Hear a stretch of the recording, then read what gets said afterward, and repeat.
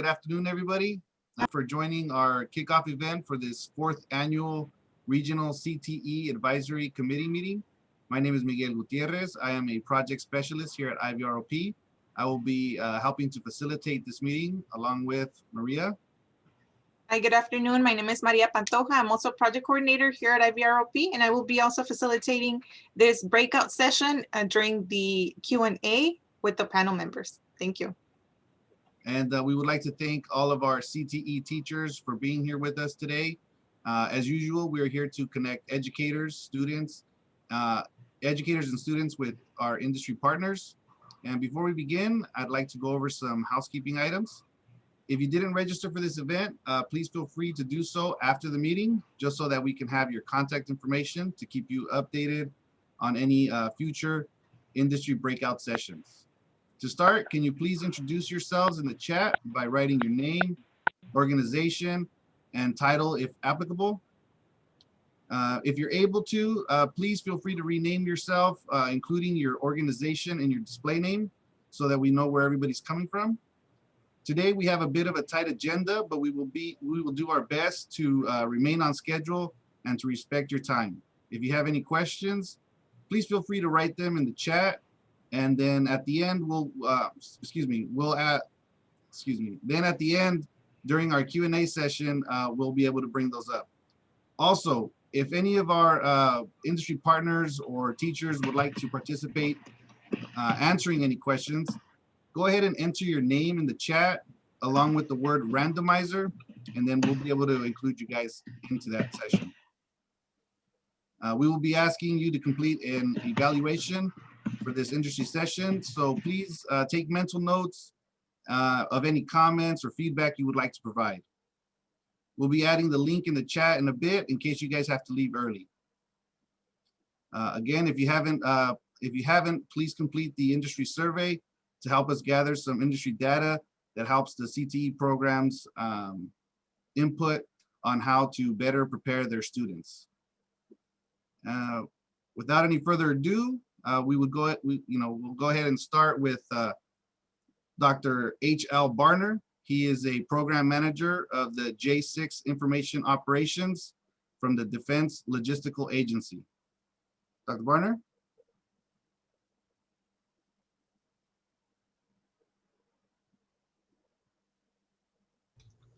Dr. Barner, you're muted. Can you hear me now? Yes, sir. Okay, fantastic. First of all, I want to say good evening to everyone, and I also would like to thank Mr. Campos for making this happen, for inviting me to be a part of this event. And I also like to thank those who've been supporting me between the time that I found out about this to helping me get organized and straight for this event as well. And I congratulate the Imperial Valley Regional Occupational Program for what you do. I think it's just fantastic. And with that being said, I go ahead on with my presentation. Would I like to go ahead on and share my screen with you all?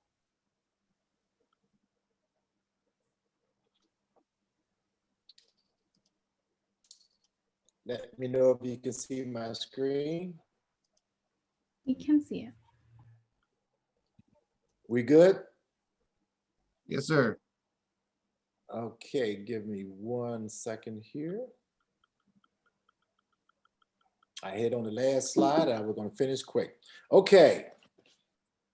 Again, I work at the Defense Logistics Agency at Fort Belvoir, Virginia. Some of you might have heard of our organization, but we provide logistics all around the world. What you see in front of you is basically an agenda, an outline of some of the things that I'm going to cover with you. Some of the things I might go in depth with, and some things I'm just going to skim over just to highlight. Our mission, in short, it is to sustain the warfighter. We support the Army, the Air Force, the Marine, Coast Guard, civilians all over the world, literally all over the world. And we provide them with all the technology, all the beams and bullets and everything that they need in order for them to perform their mission wherever they may be around the world. Now, specifically in DLA, I work for the J6 Information Operation. What do? We are the technology arm of DLA. We provide the hardware, the software, communications. We get involved with all the different services, OSD, DOD, and we basically make sure that the warfighter can communicate with us and we communicate with them, and not only with them, but with all our partners that we do business with on a daily basis. Our organization consists of these organizations that you see at the top. All of our organization is led by the first two letters or number, which is J6. And J61 is our cybersecurity organization. They're responsible for conducting assessments and making sure our operation is protected. Next, we have a J62. That's our program office. There is where we get together and we create all the different types of software and application that is needed to run our organization and to provide the services to the warfighter. But not only that, we get external customers like from DOD or from the commercial industry or whatever. We also work with them in developing applications and things to integrate it in their business so that they're able to perform different functions and do different things, you know, with our different technology that we produce. The J64 is our enterprise infrastructural services. That's our hardware. That's where if the phones are not working, if the computers are not up and running, if the technology is not communicating, these are the folks that handle that for us within J6. Next is that we have the strategic data services, J67. I don't know how much you guys are aware of the technology that's out there, but data is a big deal now. Data is where it is happening. Data tells us everything. And I'm gonna talk a little bit more about that shortly. And then we have J68, research and development. We have our own department where we create all of our different capabilities and technologies, and we bring it there and we do the developing with our vendors. We work with Microsoft, we work with Amazon, we work with Oracle, IBM, all the major industry leaders around the world. We work with them to integrate their information or their technologies into our organization. And then J6T. J6T is the organization that I work directly in and for.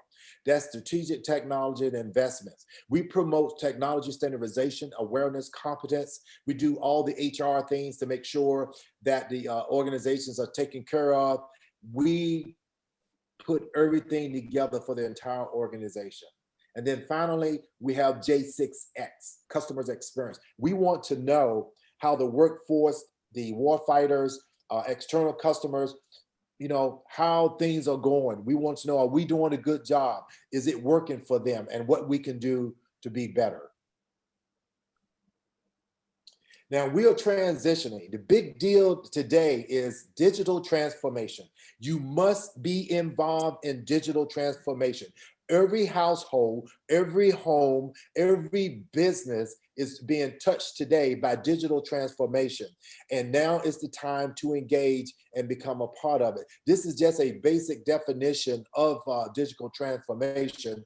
And you can Google it and you see hundreds of definitions, but it's all about integration of digital technology into all areas of business. These are the core technologies that we're currently taking a look at. Cloud computing. You know, we want to be able to, you no longer need to have a lot of computers in your organization. You can log into the cloud and connect and communicate all over the world. And most of you are probably familiar with that. Back to this big data. They take in data right now and they can begin to determine just about everything they need to know about people, places, and things and trends and patterns and behavior. For an example, if you go and Google something and they probably will send you an email or a text or get in contact with you some kind of way to let you know, here's some more information that you was already looking for. So you can't do anything unless somebody will capture your data and is going to sell it to somebody so that they can market something to you. Then next would be the IoT, the Internet of Things. Everything is being connected. Everything is coming together. All of your devices are going to be able to communicate with each other. your home computer, your work computer, your cell phones, all this technology is coming together. AI, I love AI. AI is absolutely amazing. The things that it's able to do now. For an example, most of you heard of Google. You can say, hey, Google, and answer the question, and it would give you an answer. And in fact, the other day, I asked Google, what's the weather going to be like here in Virginia, in Stafford, Virginia? And it says, FYI, it's going to be 80 degrees. I was like, this chick that FYI mean, it done said FYI. Can you believe that? I mean, that's how powerful this is.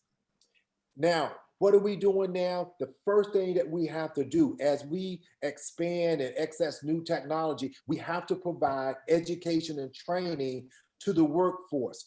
The first thing you have to do is to get them to buy into the new training, make them aware of it so they won't be afraid of it. So we have all types of courses and opportunities for them to upskill, to take their current skills and make it better, or to send them to college or go to the Defense Acquisition University where they can take courses at.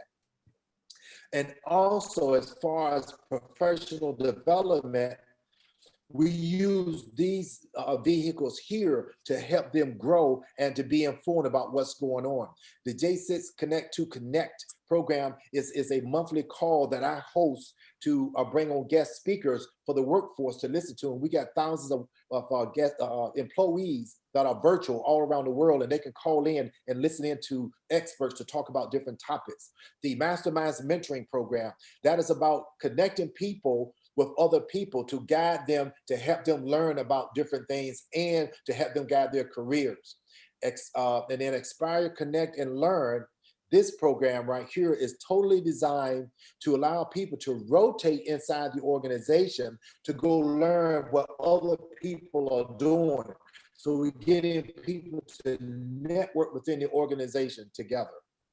Now, I love this part right here because I want you to know that the digital transformation has been around for a while and it's here.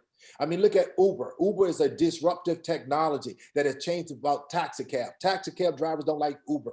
Take a look at Airbnb. Hotels don't like that because they have basically given people an opportunity to have that at-home experience by living in other people's home. Netflix, they doing the exact same thing. People are going to stop going to the movie now because they can watch movies from their cell phone, their computer, anywhere in the world. And we're not the only one that's out there doing that here in the United States. Countries all over the world are now involved in going through digital transformation. And this is the ranking of the top 10 countries right now that is leading the way in digital transformation. And of course, there's the United States as number 7. Now, in order for us to be able to grow and to be able to do the things that we want to do, okay, we have to bring in the right people. And we use different vehicles to recruit people into the federal government, specifically to DLA, to J6. First, we use USA Job. That's a website that you can go to and apply for the jobs that we put out. Also, we have what we call a PACE program, right, where we go and solicit college students to come and work for us. And then we have the direct hiring authority, where that if we got a specific skill, specific job that we need to look for specific folks, we got allocations where we can go out and just hire those people directly to our organization.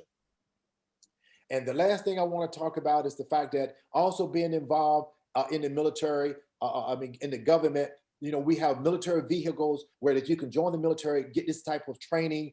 And I'm just a proponent of it because I'm a retired military officer myself.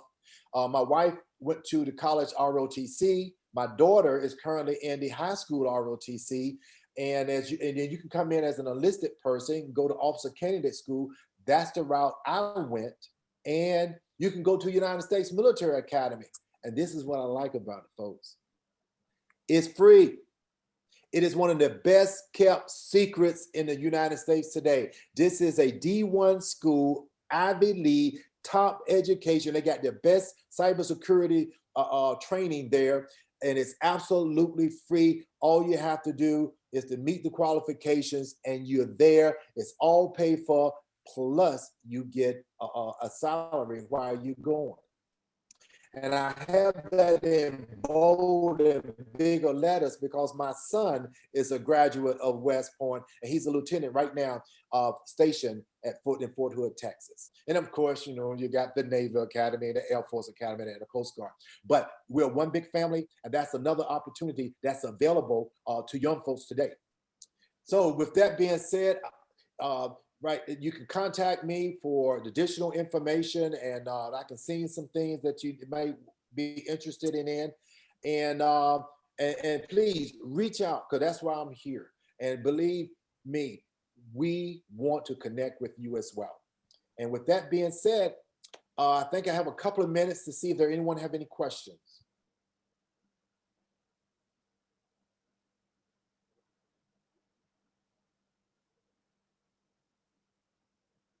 Dr. Barner, this is Juan Campos. I have a question for you.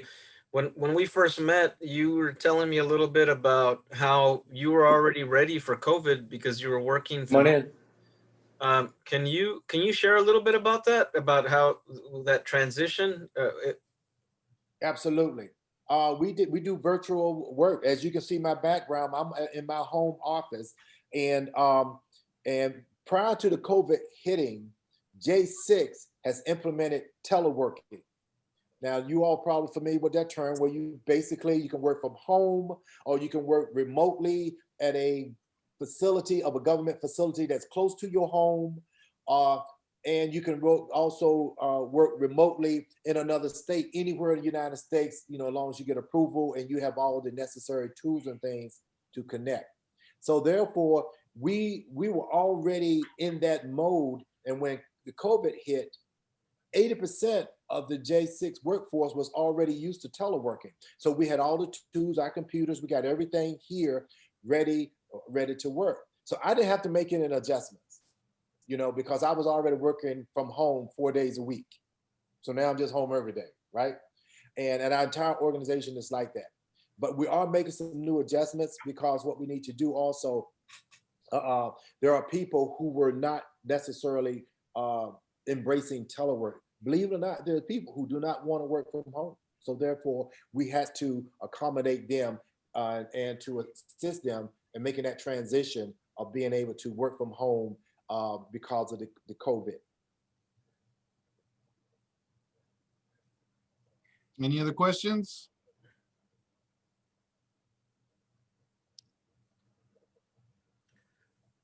I have one more. Sorry. So when I again was meeting you and we were getting acquainted, I became connected with you through somebody else at DLA, a friend there, and there's a corporate recruitment cadre. And I guess there was a network that went out to you. Can you explain that a little bit? Because it seemed like, you know, all it took was a call to this network, and then all of a sudden we found you, and it was really quick, and so that assistance came rapidly. And I just want you to share a little bit about that, if you don't mind. Yes, as part of DLA and as part of our recruiting program, we have what they call a cadre. This cadre is designed as a team of people that plugs into all the universities and schools and organizations that need support, that we can go and reach out and hire against. We're looking for people to bring into the federal government, people to come into J6. So the cadre is a team of people that we go and we wear this just like like recruiters, and we going out to the college campuses. We going into events. We attend things like this to let people know that you have a home in J6 or in DLA if you're looking for a career that's going to provide you all of these great tools and opportunity. And so that's what we do. And we are on top of it. We want to support organizations like this because you all are connected to people who are looking for us. Awesome. All right. Well, thank you very much, Dr. Barner. Absolutely. Those are the types of connections that, we're all about, is trying to connect, like I said, teachers, students to industry partners. So we appreciate that. Thank you very much. All right. So, yes, I was about to introduce Chief Johnson. He is the Chief of Police of the El Centro Police Department. The floor is yours, sir. So good afternoon, everybody, and I appreciate the opportunity to spend a few minutes and talk about a couple issues that are very dear to me. I apologize, I don't have any PowerPoint or anything to kind of flow, so I'll be a talking head here for about maybe 6, 8, 10 minutes. But first and foremost, I think it's important everybody that's on the call understands really just how important it is to prepare and get our youth ready, whether that's to move on from high school into a 2-year college or into a trade school or ultimately into a 4-year program, right? And I have learned, and it's taken me a long time, I was insistent on my 2 boys, right, that there was no question you were going to go to a 4-year university and you were going to get a degree. But I understand that that education isn't for everyone, right? And there are pathways where our youth can be contributing members of society and really good neighbors and good citizens. And so I want to really kind of highlight 2 programs that I've really been honored to be a part of. And the first one is about 2 years ago now. I was asked or was challenged to really become a mentor at Desert Oasis High School. And I think everybody on the call understands or knows those are some of our most vulnerable youth that are having challenges not only at home, but also in their schoolwork, and for a variety of reasons have found themselves at Desert Oasis. So the last 2 years, myself and many others in the community have become mentors to these students that take this really as an elective course. And what I can tell you, I see David is on the call, and through his leadership and others at IVROP, and really Mr. Campos, the principal, have had a vision to understand is how are we going to touch these children differently, right? What is it we're going to be able to do to allow them to understand the importance of, one, their self-esteem, right? Things that they have to learn, lifelong skills that they need to start learning along with their high school education and getting their high school diploma. And the specific program that I think has been an incredible success is the mentorship program. And it's a curriculum that maybe some in the academia would say, we're not teaching them reading, writing, and arithmetic, but I think we're teaching them something that some of us would probably argue is just as important, if not more important.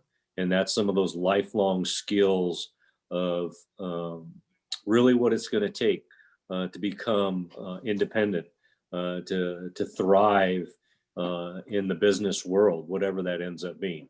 And so the information that is shared there, the ability to, talk to me as a chief of police, as a pathway maybe into law enforcement. I know our deputy CEO of the county, Esperanza, I don't know if she's on the call, but she became a mentor this past school year. And so they get to see real people in their community where they're not intimidated, right? And get to ask us those tough questions. And it has taken time to break down the barriers through the semester, but I think IVROP has done an incredible job. One of the things that struck me, and I still keep a copy of it because I'm going to refer to it, but it's the Search Institute. It's the 40 developmental assets, right?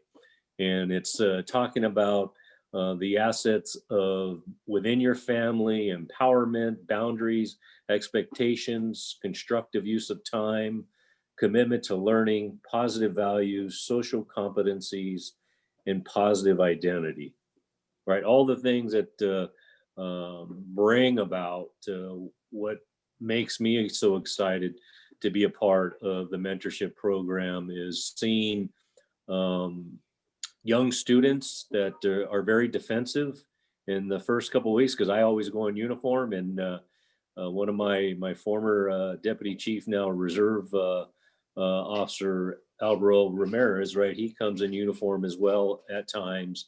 And so it could be intimidating for some of these kids. Some of these kids have had challenges or been involved in the criminal justice system. But we're there to show them that there is truly a path, a way into adulthood. And we're not there to judge, but we're there to instill those personal values of integrity, responsibility, you know, compassion and empathy, and getting them to understand whether it's within the family and friends and the environment that they're in, those social skills are critical to their success. So I wanted to take the time to highlight that. And I'm using this, I guess, maybe in some respects as a recruitment video to hopefully encourage and get others to become involved and become mentors. It is a time commitment, but I think it is something that we would all agree is there's not enough time that we can't commit to our youth here in the Valley. And so I'm getting short on time, I get long-winded, and so I'm going to try to briefly talk a little bit as one of these pathways. And just like Dr. Bernal, the police department is doing things in a way to recruit and retain the best and the brightest. And what I can tell you is I'll share with you is a little success story, and it's through our Explorer program, Explorer Post 1908 here at the El Centro Police Department. Many police departments have had the Explorer posts throughout the years. And prior to my tenure as a chief, we didn't have one for a number of years. And just before me taking over as a chief, they had already started to re-implement an Explorer post, which was something very near and dear to my heart. So I was able to see the first class graduate. It was about, I think, 20 students. We graduated a second class already. We're about ready to start a third class. As we know, the challenges of COVID have made that a little bit challenging for us, but we're working through that. But what I told these young, they're now young adults, because some of them are now 18, 19, and you know, they started at 16, 17, and 15, and even a little younger than that, is to understand that they were becoming a part of the El Centro Police family. And my commitment as the chief of police, the commitment from my mayor and city council, and from my city manager, and really from the management team here at the city of El Centro, is we were going to develop and mentor and provide some of these life skills that we're currently doing at the mentorship program, but doing that through our Explorer program. And I can tell you our program has created such a buzz here in the Valley that we've had other explorers want to leave their post and come to ours, right? And I'm certainly not advocating taking explorers from other agencies, but we know those types of conversation have happened. But our commitment, and you see a picture there, and in my old age, my eyes aren't too good, so I'm not sure if Karina is in that picture. And I'm trying, she may have, I don't believe she's in that picture.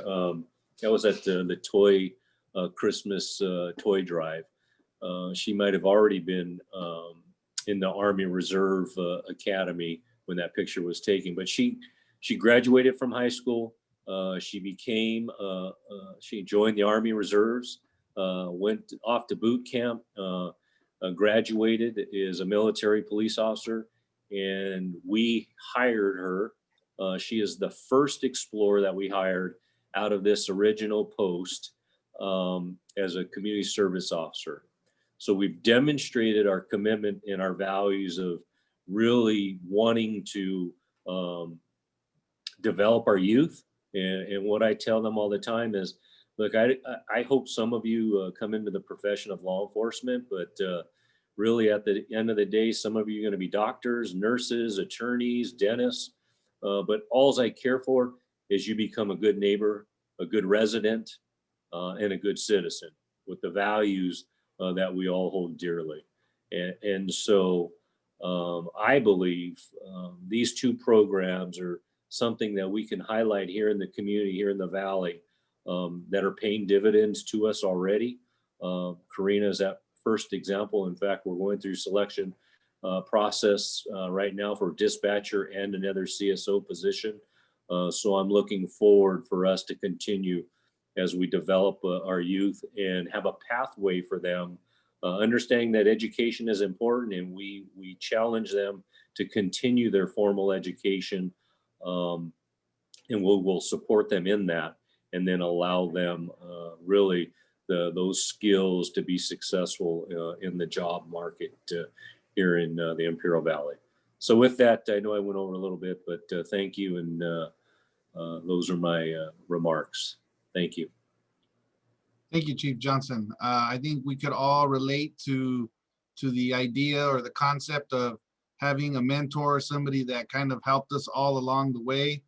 And I think it's also our responsibility to kind of pay that forward as well and be that for somebody else. And I'm sure, you know, all of the IVROP people embody that every day in trying to do that for our participants and our youth.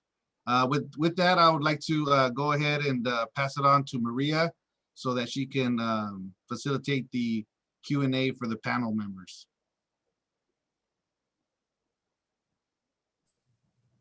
Thank you very much, Miguel. Thank you, Chief Johnson, and thank you, Dr. Barner, for giving us those very good presentations. And thank you very much for your time, because we know everyone's really busy during these times. So we're gonna go into the public service industry Q&A. So first of all, I would like for the panelists to introduce themselves, and I can go ahead and start with Mr. Salgado. Hello, my name is Chris Salgado. I'm the law enforcement instructor. Thank you. And our next panel member is Chief Estrada.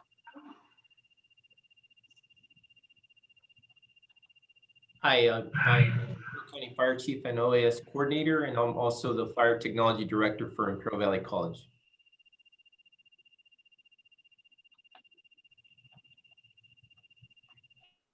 Okay, thank you very much.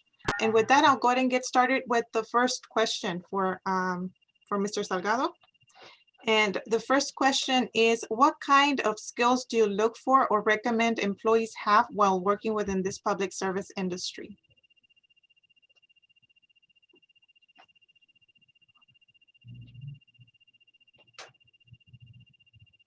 The skills are very important.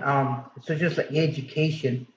So they have to have some kind of skills that kind of go with the job, and they were able to perform the job. Sometimes skills are not available at the time, but their eagerness to learn, to work, will develop those skills that are needed by employees.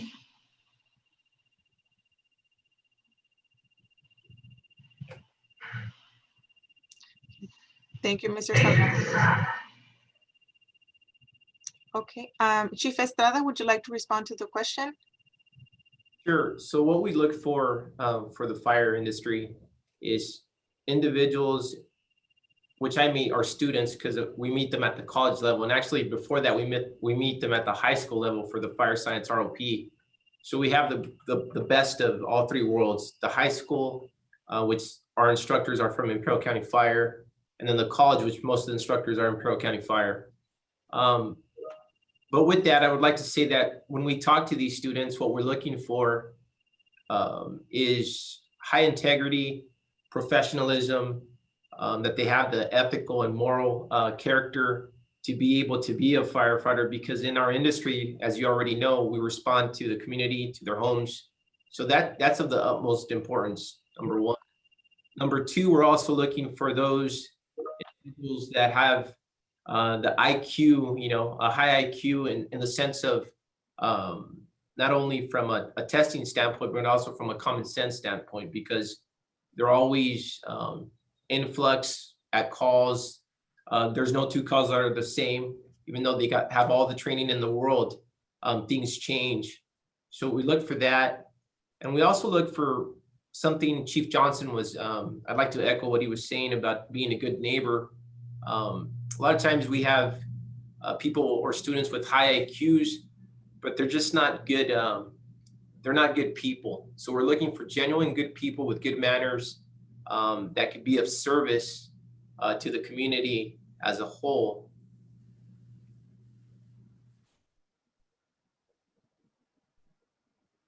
Thank you, Chief Estrada. So I would like to ask anyone in the chat who would be interested in responding to the question. Anyone from an industry? This is Chief Johnson. I'll go ahead and echo again a couple things that Chief Estrada talked about, right? I mean, integrity, honesty, professionalism, right? Those are those character traits that are obviously very important for anybody in public service. But more to what are some of the other attributes that are critical, right? And he touched on it, the emotional intelligence side of our youth and dealing with, our community, right? We have a very diverse community. So having those emotional intelligence skills, communication skills, right? I think one of the things that I think we see probably on the police and fire side is, and this is why we know that formal education is so important, but their ability to communicate not only in writing, but verbally, right? And I think we've seen technology has challenged our youth with the ability to talk to people. And so really bringing that out and how do we get them to, we all often tease that, if they could just text a victim or a suspect, they'd get all the information they needed, but right, we need them to talk. And so some of those adult life skills, I think we sometimes still find as a challenge for our youth. So those would be some areas that I'd say that they really need to focus on. Thank you very much, Chief Johnson, for jumping into this question. We're going to go ahead and move on to the next question then.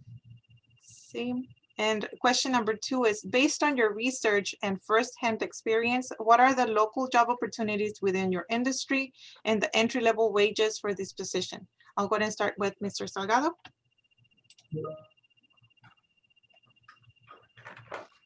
The job opportunities in Imperial County for law enforcement are basic local, state, and federal.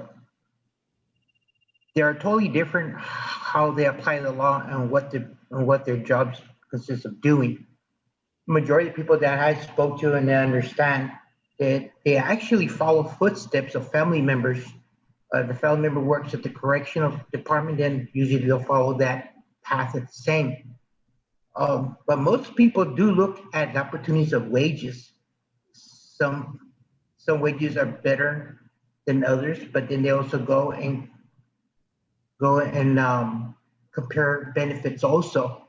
It's just the opportunities are there for all three local law enforcement levels of state, local, and federal. It all depends on the individual he wants to pursue, and also on the wages that he wants. But the wages are all great and the opportunities are great. There's 3 different ways he or she can go in law enforcement. But then again, my experience has been they usually follow footsteps within the family or friends. Thank you, Mr. Salgado. Chief Estrada, would you like to respond to the question? You're at the local level. There are magnificent opportunities. I've had the privilege of being with Imperial Valley College since 2006 and County Fire, of course. And every academy, we graduate about 20 per year. We hire more than half of those students just with our department alone. And with all the fire departments in the county, that includes the cities themselves, they hire also from the local college as well.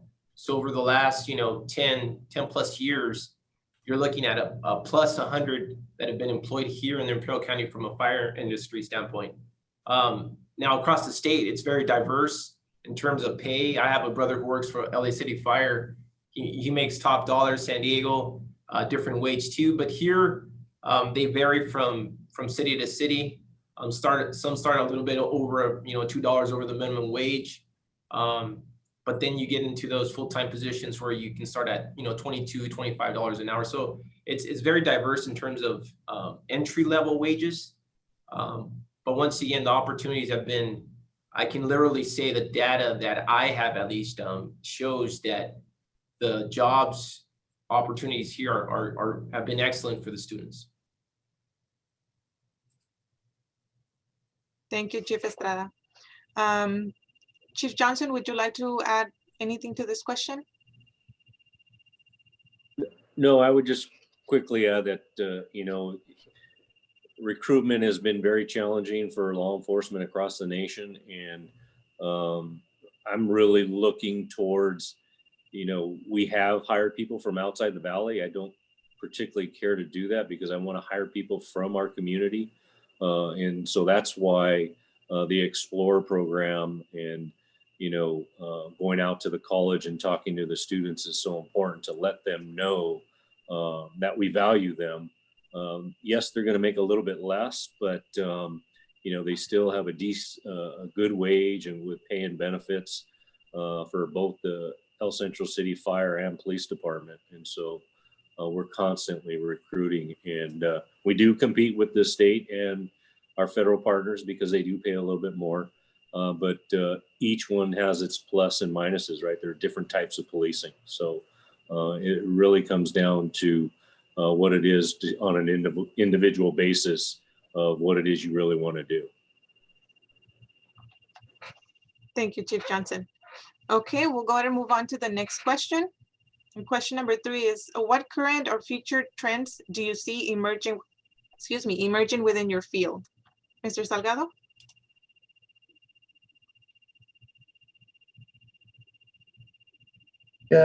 Law enforcement is going to be changing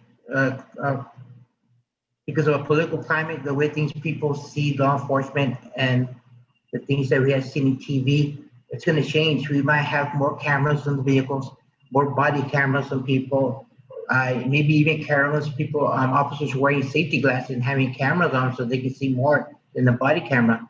It's going to be a whole different type of policing coming in the next couple of years because of what happened in 2020 with all the incidents.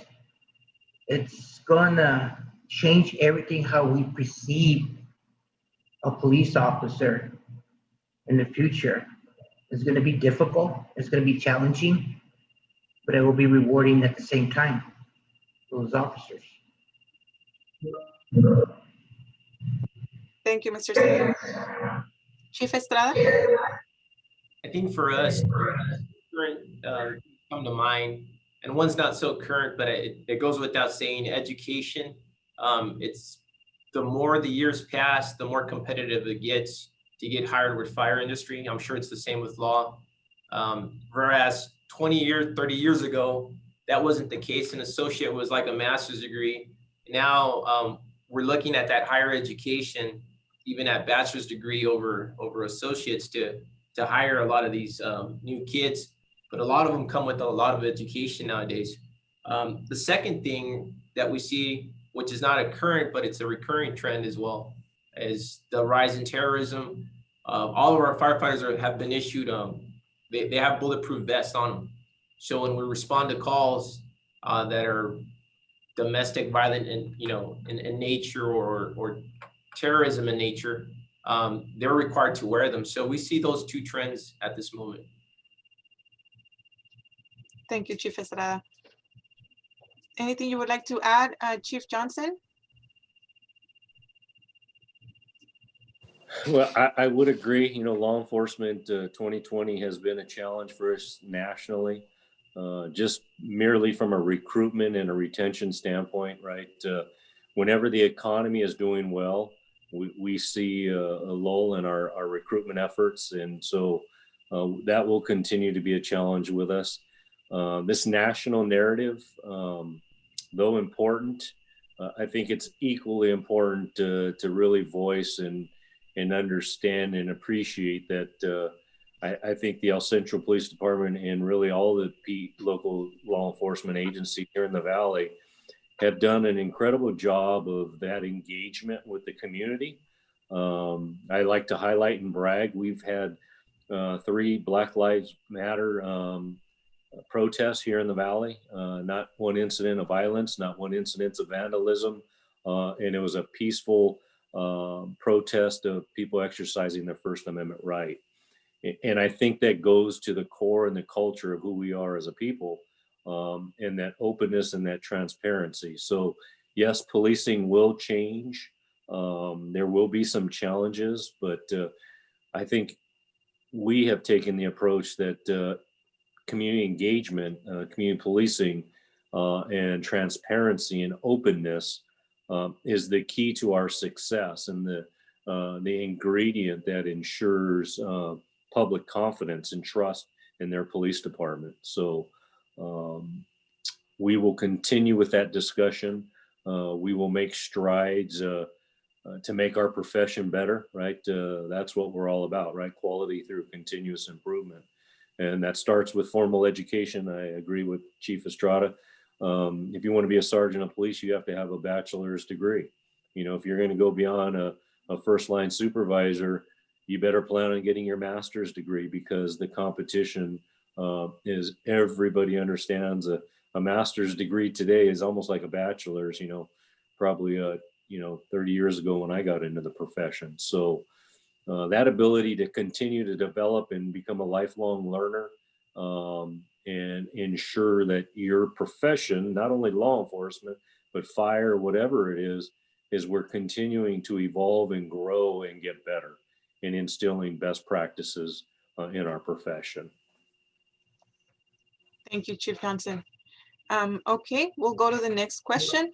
The next question is, what technology and equipment trends do you see emerging within your industry? Mr. Salgado? Technology and equipment trends are going to change within law enforcement. I see that in the future. Technology, we see it right now, smartphones, laptops and vehicles. You can get real lifetime information on the subject you're talking to or what you're looking at. Equipment trends, equipment's going to change. It has to improve. For example, non-lethal weapons. They'll shoot a beanbag or they'll shoot rubber balls. Those might have to be used more in the future. And because if you get new equipment, then you need new training. So equipment, when law enforcement gets equipment, they have to be trained on that. So then you're going to see more officers trained in specific equipment. Not only certain officers will be trained, but everybody will be trained that equipment, so everybody can use that equipment and they'll be familiar with it. It's going to be a difficult challenge to train people and buy equipment. And the technology, it evolves every day with law enforcement. Even the radio is technology. Some officers use smartphones as best they can in order to get information. I have done in the future where we had apps that were downloaded and we would get information on individuals on their smartphone and we didn't have a laptop. So technology is changing slowly, but officers will be more savvy in technology, and then of course, and new equipment coming in the future. I see that coming very soon. Thank you, Mr. Salgado. Chief Estrada?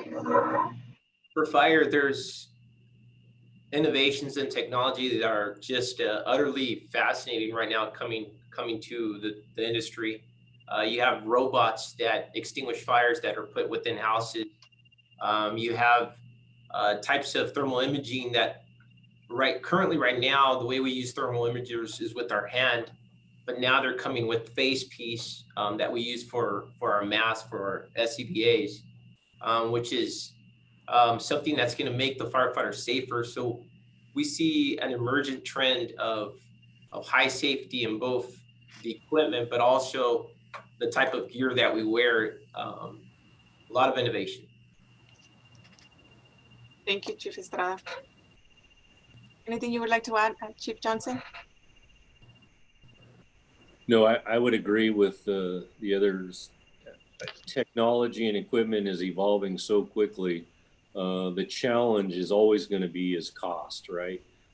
We have to get creative with grant funding and other sources of revenue streams because the community is going to demand of us, right? And today, you would really be criticized if your officers didn't have in-car video and body-worn cameras, right? But we have both, but they're very expensive. And thankfully, there's grants still available that help us to pay for those things. But so we're going to see that just continue to accelerate, right? It's going to challenge our employees that are going to have to be more sophisticated and, be more supportive of technology and its ability.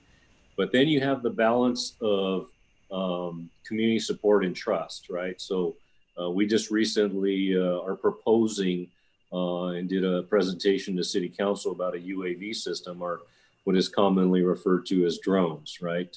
An incredible piece of technology that has many applications for natural disasters, fires, checking on infrastructure, but a great safety tool for us in law enforcement when we have a barricaded suspect and we need a bird's eye view, really to get a better eye on what's happening and how things are evolving. So we are going to be challenged with that balance to ensure civil liberties aren't trampled on by some of this technology, right? We know there's face recognition and all those things that we're not even anticipating using, but that stuff is commercially available and it's used in other countries. So we just have to balance that with the trust and the needs of the community and, the evolvement of that technology that makes our jobs better and safer for our officers and our community. And then the last part of that is how do we integrate that with, from a law enforcement perspective, when we're dealing with mental health crisis in the field, which is a big problem for law enforcement across the country. And so how do we get better at dealing with those things? And is there better ways of doing that in different types of equipment we can be using when confronted with somebody in crisis? Thank you, Chief Johnson. And our last question, question number 5, it says, how has the COVID-19 pandemic impacted your position and your organization? What future solutions do you foresee being implemented to reduce the impact of COVID-19? Mr. Salgado? COVID-19 pandemic for law enforcement, it can be very, very dangerous. We have seen that a police officer from Centro PD passed away because of COVID-19 when he was arresting somebody. We are totally always contacting people. We're always patting down people. You have to have your protective equipment on you, your gloves, your mask, your face shield. You are more susceptible of getting contacted or actually getting a positive reading of 19 if you don't have that equipment, because you're always around people, you always communicate people. You're not you don't keep a social distance sometimes. We are very close to the person, we're talking to the person, communicating with the person. We're doing what we call a field entry or FI.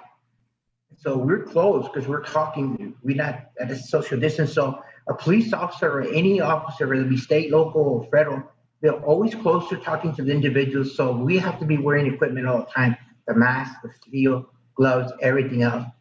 And in the future solutions, to reduce COVID-19, I just see just wearing the protective gear. That's just, whenever you're on duty, wear it, use it, be aware of your surroundings. It's I believe personally that COVID-19 is here to stay. It might not go away for a long time, but you still have to protect yourself and be cautious of what you're doing, how you approach people, and how you talk to people. Sometimes that mask might hinder you from talking to people, might not be able to speak well on that mask, or that face shield you have, you might not be able to see well, you might impair your vision. Those are things that we have to, as law enforcement officers, we have to deal with those things. But in the way it protects us. So we have to know how to use that equipment very well in order to perform our jobs and protect the community.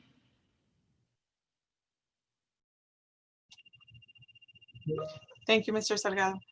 Chief Estrada? From an organization standpoint, psychologically, without a shadow of a doubt, it's been a bit overwhelming. But even with that, our firefighters have been up to the task to respond to positive COVID patients as of March.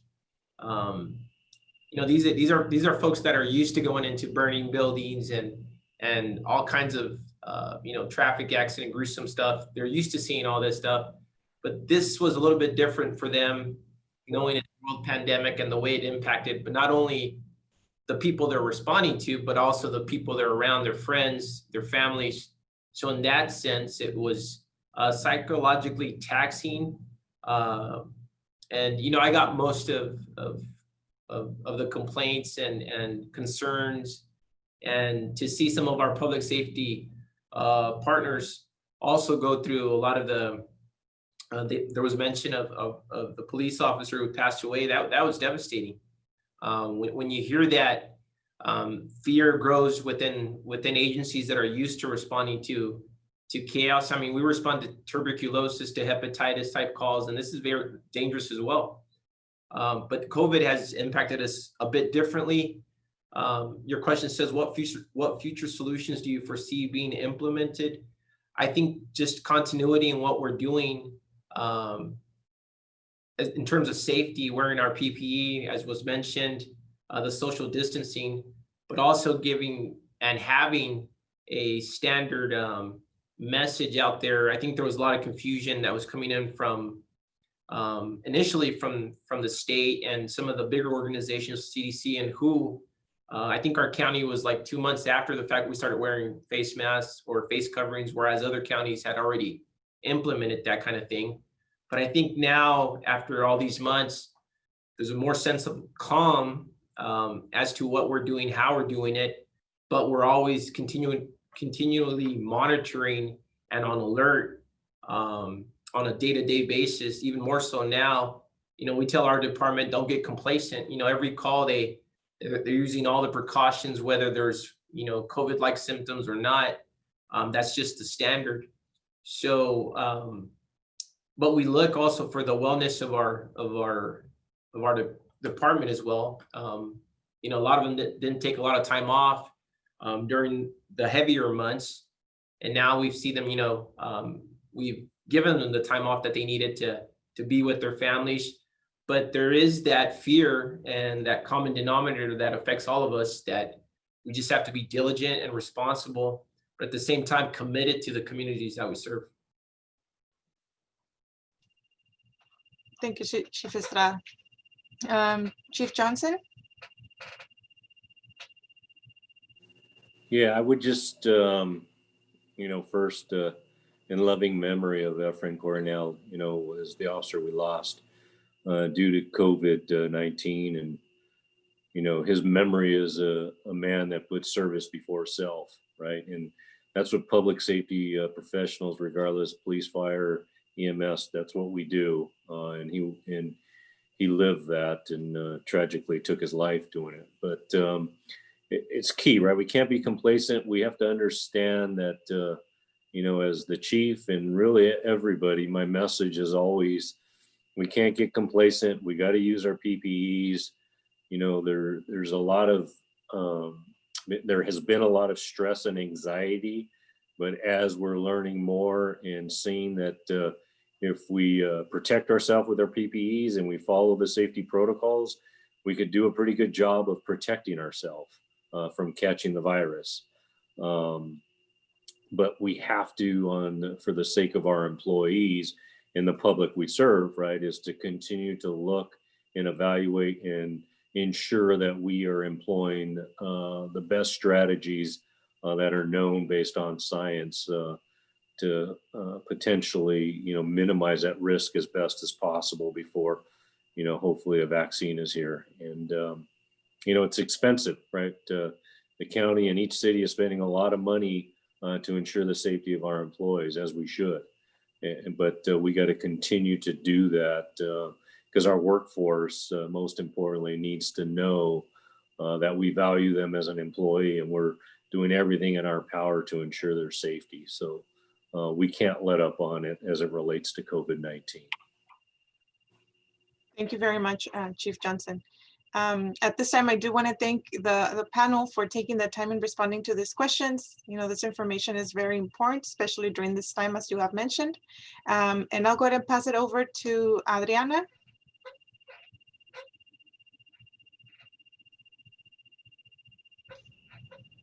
Hi, good afternoon. Thank you very much, Maria.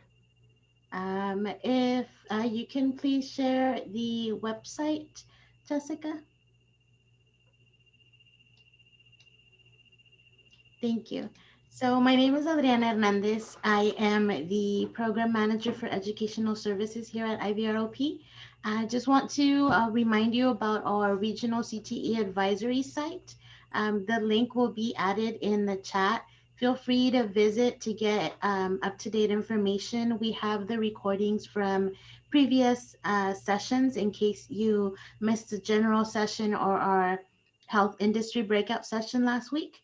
And it also can take you to our other future industry breakout sessions. So our arts, media, and ICT will take place December 2nd from 3:15 to 4:15.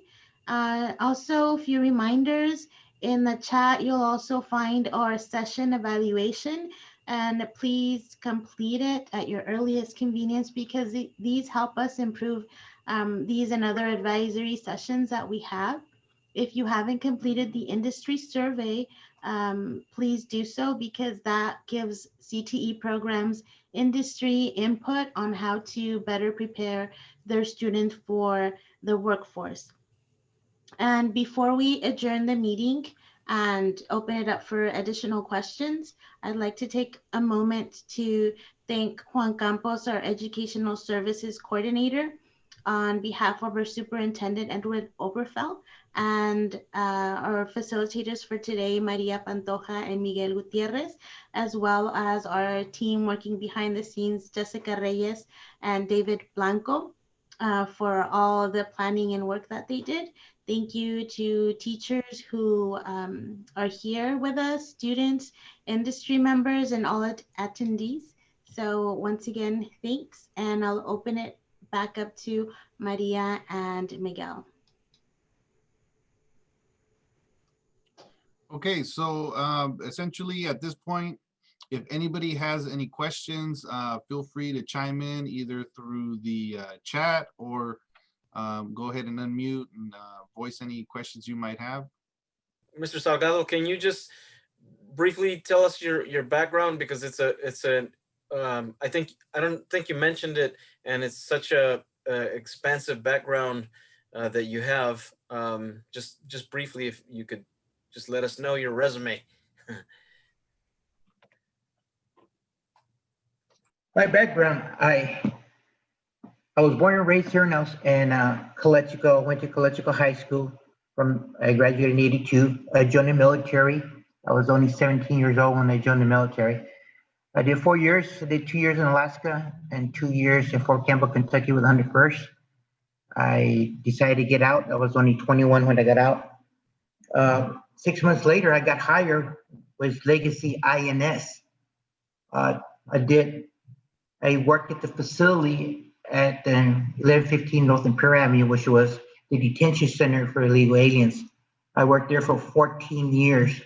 I was an officer the first 7 years, and then the other 7 years I was a supervisor there. I then decided to go back to college. So I graduated from IVC, and then I went to San Diego State, and then I put in for a new position, a deportation officer. And I was a deportation officer for about a good 4 years. Then I graduated from San Diego State with a BA in history, and I became a supervisory detention deportation officer.